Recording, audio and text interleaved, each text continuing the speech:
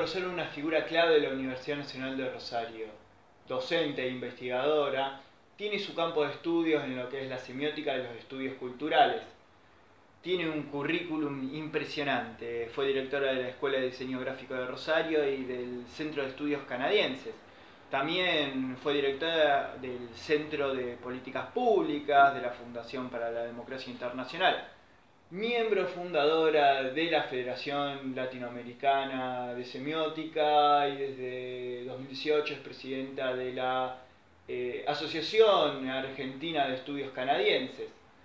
Escribió junto a Lucrecia Escudero el libro Comunicación, Discurso, Semiótica y la hemos escuchado miles de veces decir: haga lo de Quevedo, piense lo que dice y no diga lo que piensa.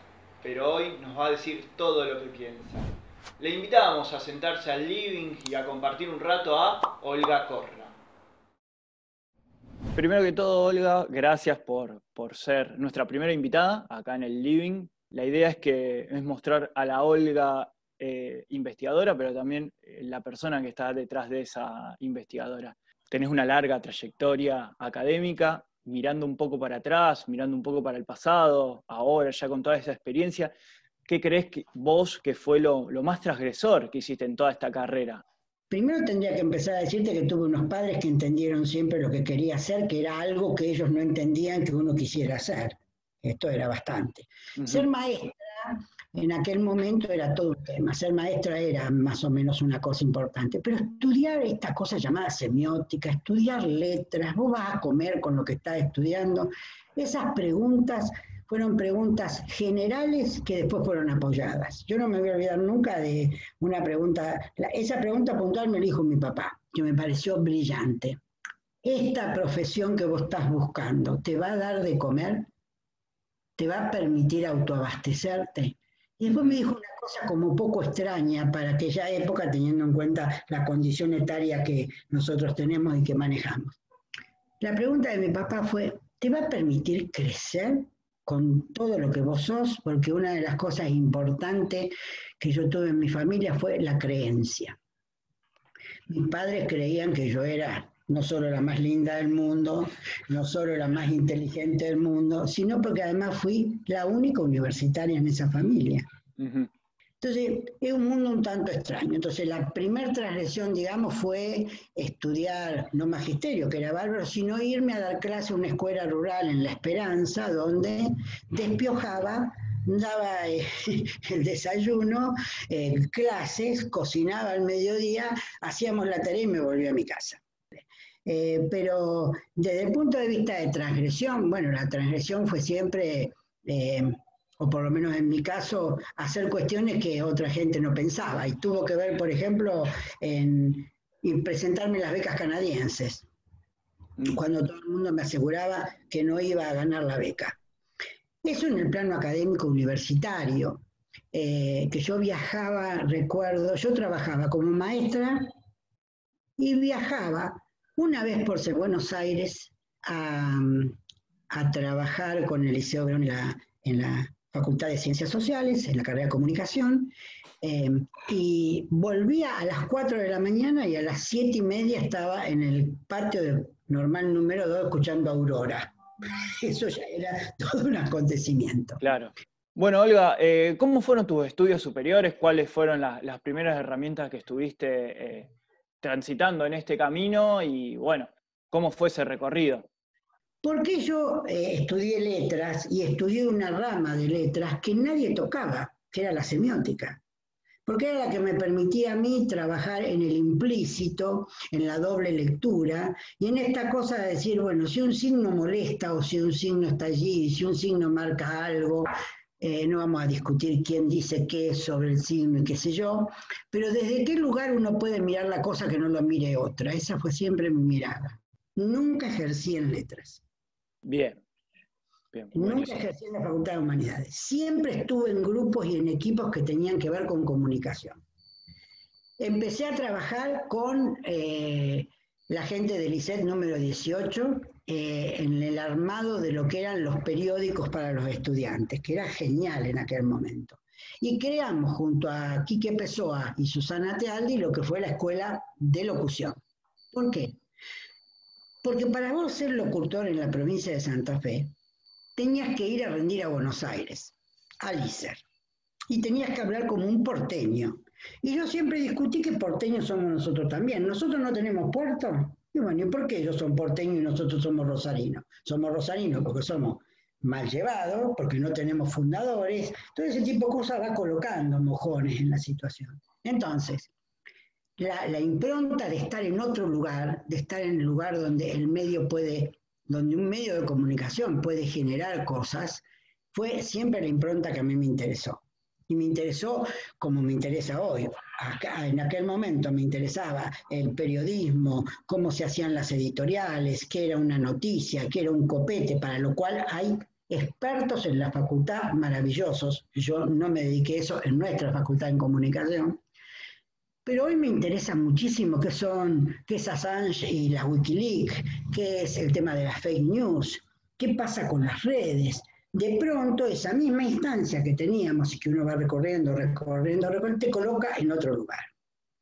Y en un sendero de los caminos que se bifurcan, como diría mi tío Borges, que es una manera de decir, la impronta fue que ese era el lugar para llegar. A veces vos encontrás un camino que no es el que vos pensaste, pero tenés que tomar atajos. Mi atajo fue letras. ¿Y de dónde surge esta pasión por estudiar Canadá?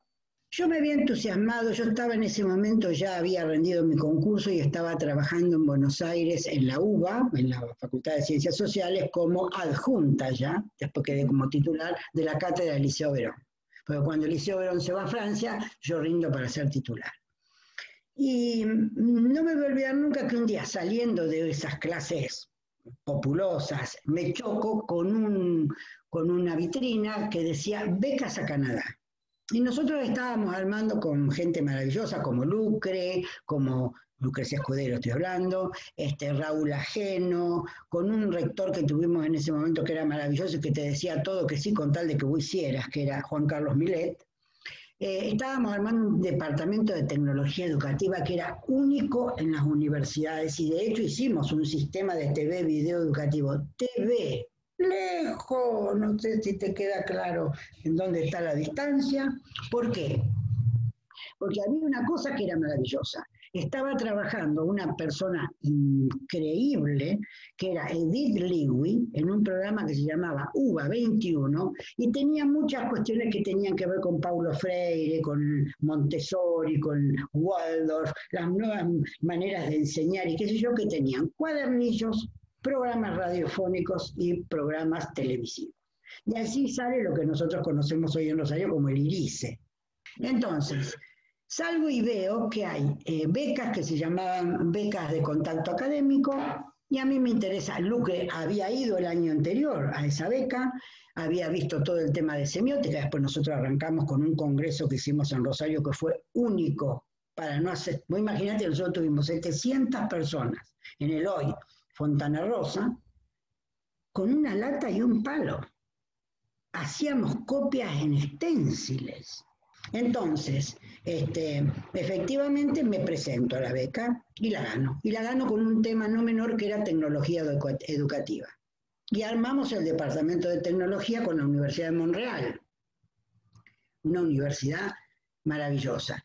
Y cuando volví de la beca, me pareció que era interesante hablar con nuestro rector para proponerle que si nosotros queríamos que muchos docentes y estudiantes tuvieran oportunidades de trabajar en Canadá, que es un país generoso con respecto a eso, teníamos que crear un centro de estudios canadienses. Y lo creamos con Lucre. Lucre se fue a París y yo me quedé trabajando con el centro y armamos un centro maravilloso. Nosotros tenemos más de 150 becarios, tenemos proyectos de investigación conjuntos. Bueno, hemos hecho en nuestra facultad toda la jornada en McLuhan. Recordemos que nosotros en el 2011, no digo que anunciamos la pandemia, pero sí anunciamos esto que estamos haciendo ahora. Y además me interesó de Canadá esta cosa de cuando la viví, la pude palpar y estuve allá, es fantástica, que es que denosta poco. Nosotros somos denostadores por naturaleza. Que no quiere decir que seamos transgresores, ¿no? Nosotros nos parece que porque puteamos al otro, porque esto, porque lo otro, somos fantásticos. No creo que sea así. Entonces, a mí lo que me maravilló es esa cosa de que vos llegabas, primero el respeto, la multiculturalidad, la posibilidad, y después ver y volver a mi país aplaudiendo a mi país por la educación libre, laica, gratuita, que los canadienses no tienen. Entonces, bienvenida a mi masividad. Yo cuando abro la puerta de mi salón y tengo 200 monos, no sabiendo qué están haciendo conmigo, para mí es un deleite, porque yo estuve dando clases en Canadá con 10 alumnos como una masividad en aula. Entonces, tienen un montón de cosas que son fantásticas y otras cosas no tanto. Pero ¿para qué me sirvió? Para esto de programas, para esto de contacto, para esto de gestión. Nosotros trabajamos, es una frase que todo el mundo que me conoce sabe que yo la digo siempre. Yo trabajo con Canadá, no para Canadá. ¿Qué le podría yo reprochar, no a la universidad, sino al país? Que esta cuestión de brecha inútil, digamos, de no tolerancia inútil, genera diásporas de cerebros que nos han costado muchísimo y que los otros países toman porque aplauso para el asador. ¿Qué físico no habla inglés? ¿Qué matemático no habla inglés? ¿Qué cientista político no habla inglés? Digo, por nombrar algunos. Podría decirte odontólogos, médicos, te puedo nombrar lo que vos quieras. Entonces me parece que esto es un pensamiento que uno tiene que plantearse. ¿Qué cosa tiene que hacer este país para, habiendo preparado gente tan maravillosa, dejarla que otro la usufructúe, digamos, ¿no? La tome como propia? Cuando un docente universitario, un académico, hace las cosas bien, investiga, crea, modifica, y no tiene respuesta, hay una cosa que es real. La noción de vida es finita. Después hablaremos de religiones, si querés, que se reencarnen, que no se reencarnen. Claro. No volveremos iguales, digamos. Entonces, esa es otra discusión. Pero creo que esa es una deuda que tiene no la universidad, sino el país. Porque además yo voy a decir una frase que también la digo siempre para quienes me conocen. Nosotros somos, y esta es una frase no mía, sino de un gran amigo mío, el arquitecto Kleiner, nosotros somos ingobernables. Y así. Si todo el mundo pidió tal cosa para mañana y tal cosa está hecha, queremos la otra por si las moscas. Entonces, llega un momento en que nunca estamos satisfechos, aún de las imposibilidades que tenemos, porque también eso es cierto. Recién en toda esta respuesta me nombraste muchas veces a Lucrecia Escudero. ¿Cómo fue trabajar con ella? ¿Había una relación de amigas o había una especie de competencia en buenos términos profesional? ¿Cómo fue eso? No, yo siempre fui indio. Yo toda mi vida fui indio. Yo soy una persona de gestión. Lucre era la que teníamos las ideas, charlábamos las ideas, pero yo las ejecutaba. Lucre planteaba la cuestión y yo era la buscadora de oportunidades y de cómo hacerlo. Después tenemos una gran amistad. Hoy nos llamamos, ella vive en París, siempre estamos armando algo. De hecho, estamos ahora se está reflotando la Asociación Argentina de Semiótica con una nueva lista y todo lo demás, y estamos apoyando a aquellos que de alguna manera la armamos. Porque esto fue así. Lucre y yo hemos armado un montón de cosas. Susana Fruto, siendo directora de la comunicación, colaboró muchísimo, y algunos otros más jóvenes que nosotros, como Hugo Marengo, por ejemplo, que lo recordarás, y que si yo, y que trabaja conmigo también, colaboraron muchísimo en muchas de las cuestiones que tienen que ver con esto. Ahora, peleas, sí, muchas. De muchos tenores. Estar en el medio como anécdota, estar en el medio de una jornada de TV video educativo y yo armando y diciendo cómo iba a ser el programa de ese día y ella entrando y diciendo no, lo que dice Olga no es cierto, no. Bueno, de esas cosas al tiroteo. Así que la verdad que más que pelear, sí, peleamos mucho y peleamos por muchas cosas. Cómo nos gusta la carne, a ella le gusta jugosa y a mí me gusta seca. Así que si íbamos a comer a algún lugar era un quilombo, porque la que pedía sabía cómo tenía que pedir para que no hubiera un problema. Pero nada, hoy compartimos nietos e hijos. Bueno, qué bueno que, a ver, sacarle un poco a esta figura de que las relaciones, especialmente en el ámbito de la investigación, exitosas se construyen en pasividad y pacificidad, y no es así. O sea, muchas veces se discuten, pelean, hay desacuerdos, y sin embargo, obviamente avanzan. Y esto lo relaciona un poco con todo lo que venimos hablando en la charla, digo, todas estas opciones de investigación, trayectos que fuiste recorriendo a lo largo de la vida, ¿en algún momento te sentiste como si fuese estancada, como si estuvieras frenada y estuviste a punto de decir, no, no, este tema lo dejo y empiezo con otro, me voy para otra rama? ¿Tuviste alguna vez que sufrir alguna de esas situaciones? Acá no hay ni buenos, ni malos, ni mejores, ni peores. Hay gente que investiga. Ahora, claro que hay un encabalgamiento, y esto tiene que ver con una célebre discusión de meritocracia que hubo hace muy poco tiempo. A ver, cuando uno tiene mérito, debería avanzar por la vida. Ahora, si uno tiene poco mérito, mucho sobre y mucho apañamiento, y vos podés llegar a creerte que estás hablando con Job, y Job ya murió. Digamos, yo nunca he discutido lugares, he discutido trabajo. Yo no voy en búsqueda de tal cosa por el lugar que.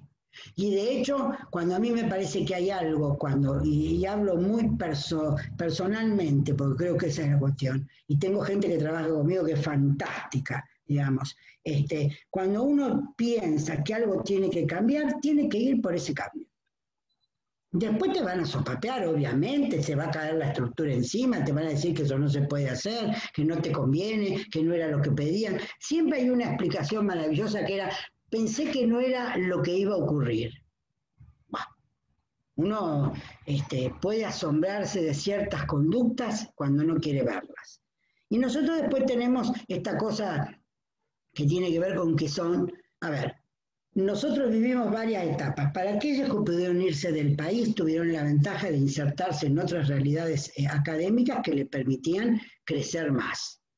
Yo no estoy disconforme con el crecimiento que tuve, digamos, porque tuve un crecimiento que tenía que ver con mis posibilidades, con mi contexto, y no cedí sobre las cuestiones éticas que sobre eso tenía que funcionar.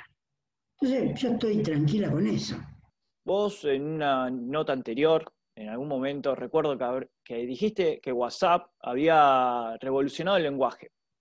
¿Qué escenario te imaginás post pandemia? Es decir, ¿lo que estamos viviendo ahora nos está cambiando nuestra forma de comunicarnos para siempre?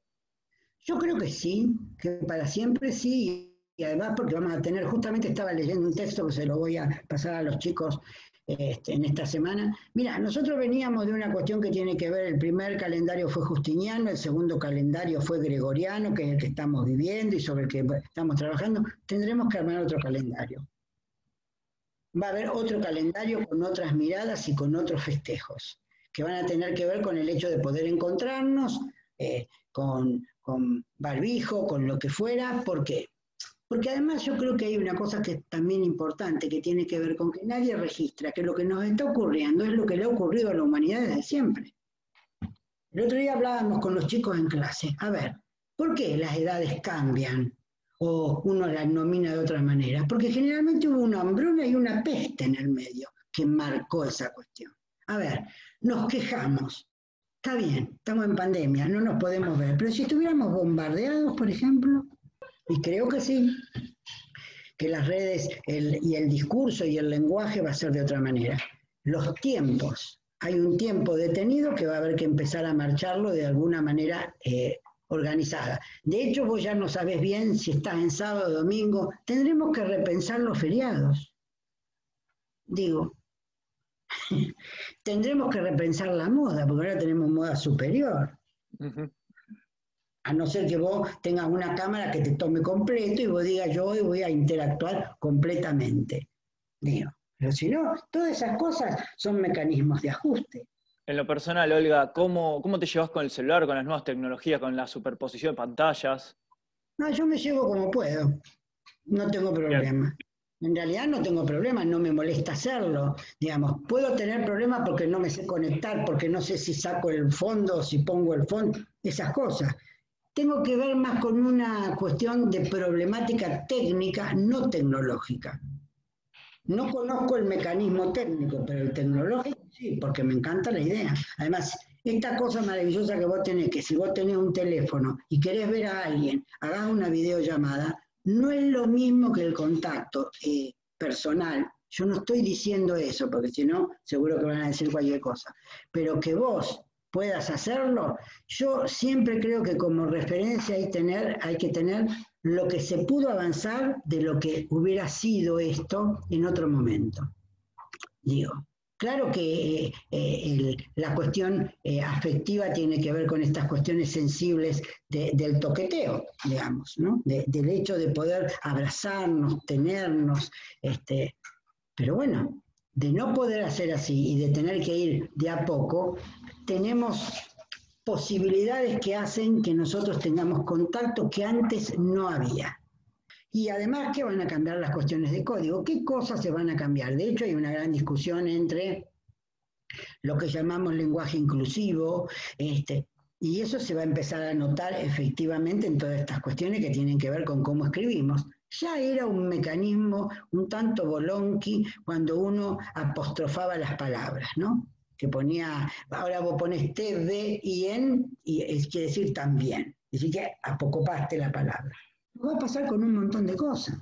Para colmo, los emojis, los emoticones han venido a resolver cosas que no sabés si es eso. Porque viste que hay algunos emoticones que vos lo ponés para una cosa y en realidad significan otra. Bueno, esa gran confusión será, de alguna manera, temporalmente, se va a poder limpiar, se van a poder hacer ese tipo de cosas.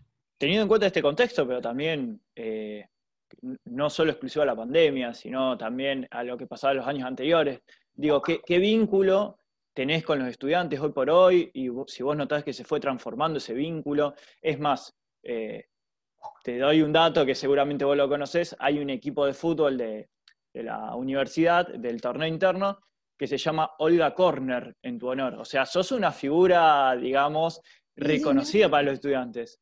Sí, me han dicho. Pero yo tengo grupos de WhatsApp con todos mis alumnos. Mis alumnos saben que me pueden escribir a la hora que quieran y cuando tengan un problema y si tienen una duda lo pueden hacer en el grupo o lo pueden hacer individualmente. Mi celular está por todos lados por si las moscas, porque yo creo que una de las cosas también importantes que tiene que haber es contención.